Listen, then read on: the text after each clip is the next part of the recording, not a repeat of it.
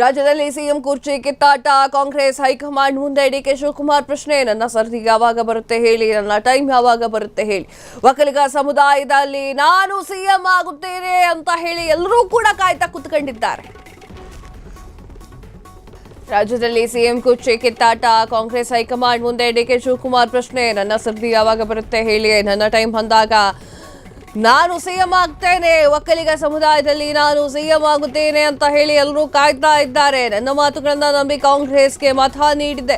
High command ಮುಂದೆ DK Shivakumar ಸಾಲು ಪ್ರಶ್ನೆಗಳು. ಈ ಪ್ರಶ್ನೆಗಳಿಗೆ ಈಗ ಕಾಂಗ್ರೆಸ್ ಅಧ್ಯಕ್ಷ ಮಲ್ಲಿಕಾರ್ಜುನ್ ಖರ್ಗೆ, ಲೋಕಸಭೆಯ ವಿಪಕ್ಷ ನಾಯಕ ರಾಹುಲ್ ಗಾಂಧಿ ಉತ್ತರವನ್ನ ನೀಡಬೇಕಾಗಿದೆ. ಈ ಉತ್ತರವೇ ಕಾಂಗ್ರೆಸ್ನ ಒಳ ಜಗಳಕ್ಕೆ ಬ್ರೇಕ್ ಹಾಕಲಿರುವಂತದ್ದು. ಡಿಕೆ ಶಿವಕುಮಾರ್ಗೂ ಕೂಡ ಮುಂದಿನ ರಾಜಕೀಯ ತೀರ್ಮಾನ ಕೈಗೊಳ್ಳಲಿಕ್ಕೆ ಸಹಾಯ. ರಾಹುಲ್ ಖರ್ಗೆ ಉತ್ತರದ ಮೇಲೆ ಡಿಕೆ ಶಿವಕುಮಾರ್ ಅವರ ಮುಂದಿನ ನಿರ್ಧಾರ. ಎಸ್, ಚೆನ್ನಾಗಿದೆ. ಏನು ಅಂತಂದ್ರೆ ಡಿಕೆ ಶಿವಕುಮಾರ್ ಅವರು ಪ್ರಶ್ನೆ ಕೇಳ್ತಾ ಇದ್ದಾರೆ.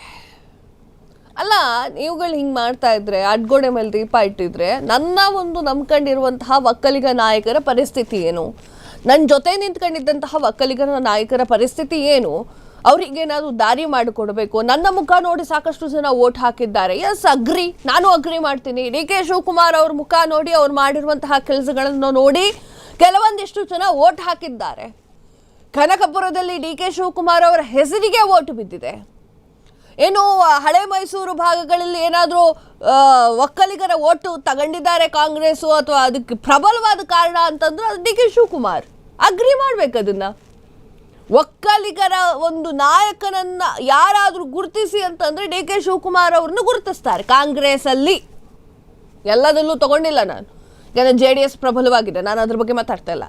ಕಾಂಗ್ರೆಸ್ನಲ್ಲಿ ಸೊ ಆ ಕಾರಣಕ್ಕೆ ಅವ್ರು ಪ್ರಶ್ನೆ ಕೇಳುವಂತಹ ಜಾಗದಲ್ಲಿ ಇದ್ದಾರೆ.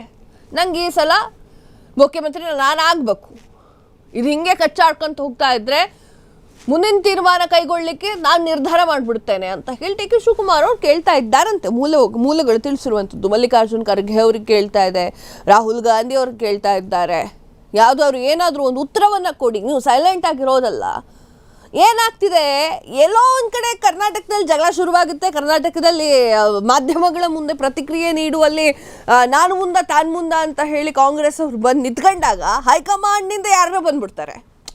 ಹೈಕಮಾಂಡಿನ ಬುಲ ಬರುತ್ತೆ, ಸುಮ್ಮನಿರಿ, ಮಾತಾಡಬೇಡಿ, ನೀವು ಮಾಧ್ಯಮದ ಮುಂದೆ ಬೇಕಾಬಿಟ್ಟಿಯಲ್ಲ, ಮಾತಾಡಬೇಡಿ, ಸುಮ್ಮ ಕೊದಗಾಳಿ ಅಂತ ಹೇಳಿದಾಗ ಕೇಳ್ಕೊಂಡಿಲ್ಲ ಈ ನಾಯಕರು ಅಂತಂದರೆ ಹೈಕಮಾಂಡಿಂದ ಯಾರು ಬಂದ್ಬಿಡ್ತಾರೆ. ಸುರ್ಜೇವಾಲರೋ, ಖರ್ಗೆಯೋ, ರಾಹುಲ್ ಗಾಂಧಿ ಅವರೋ, ವೇಣುಗೋಪಾಲ್ ಅವರೋ ಯಾರು ಬಂದ್ಬಿಡ್ತಾರೆ.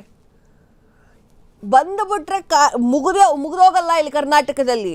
ನೀವು ಆನ್ಸರ್ ಕೊಡಬೇಕು. ಅದೇನು ಪವರ್ ಶೇರಿಂಗ್ ಇತ್ತೋ ಇಲ್ವೋ, ಮತ್ತೊಂದು ನೀವು ಹೇಳಬೇಕು, ಹೈಕಮಾಂಡ್ ಹೇಳಬೇಕು. ಯಾಕಂದರೆ ಕಾಂಗ್ರೆಸ್ ಕಾರ್ಯಕರ್ತರಿಗೆ ಎಲ್ಲಿಗೆ ಹೋಗ್ಬೇಕು ಸ್ವಾಮಿ? ನೀವು ಕಿತ್ತಾಡ್ತೀರಾ, ನೀವು ಒಂದಾಗ್ತೀರಾ, ಮಾತಾಡ್ಕೊಂಡಿದ್ರು ಇಲ್ವೋ ಯಾರಿಗೂ ಗೊತ್ತಿಲ್ಲ.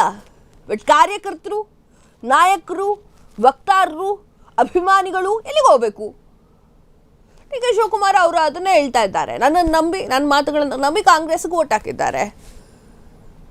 ನೀವು ಹೇಳಿ, ನನ್ನನ್ನು ಏನು ಮಾಡ್ತೀರಾ? ಸರಿಯಾಗಿ ಪ್ರಶ್ನೆ ಕೇಳಿದಾರಲ್ಲ, ತಪ್ಪೇನು ಕಾಣಿಸ್ತಾ ಇದೆ? ನನಗೇನು ತಪ್ಪೇನು ಕಾಣಿಸ್ತಾ ಇಲ್ಲಪ್ಪ.